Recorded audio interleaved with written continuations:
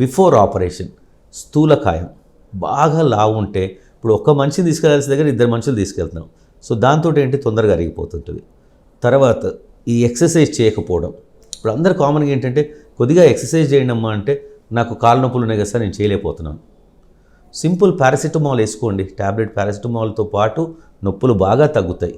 And అది వేసుకొని చేయగలిగినంత మీరు ఎక్సర్సైజ్ చేసే ముందు కొంచెం ఆయింట్మెంట్ రాసుకోండి.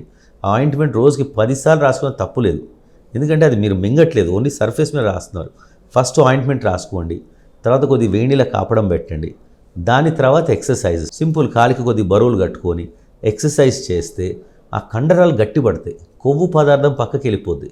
ఇప్పుడు ఆపరేషన్ ఫెయిల్ అవ్వడానికి సగం కారణాలు ఏంటంటే ఎక్కువ కొవ్వు ఉండి తక్కువ కండ ఉంటే దాని తర్వాత ఫెయిల్యూర్ ఎక్కువ, మీరు నడవటం కష్టము, దాని తర్వాత ఎక్కువ రోజులు ఫిజియోథెరపీ చేయాల్సి వస్తుంది. సో అదేదో ఇప్పుడు ఉదాహరణకి మీరు ఆపరేషన్ అవసరం మీ డాక్టర్ గారు చెప్పారు, ఇంకొక 2 నెలల్లో ప్లాన్ చేస్తున్నారు, ఇవాటి నుంచి స్టార్ట్ చేయండి. ఎక్సర్సైజ్ చేయండి, కూర్చొని చేసేదే, పరిగెత్తే ఏమీ లేవు.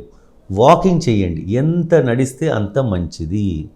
సో ఈ 2 మీరు తీసుకోవాల్సిన జాగ్రత్తలు. ఫస్ట్ స్థూలకాయం, నెక్స్ట్ ఎక్సర్సైజ్. దాని తర్వాత ముఖ్యమైనది ఏంటంటే న్యూట్రిషన్, బ్యాలెన్స్డ్ డైట్.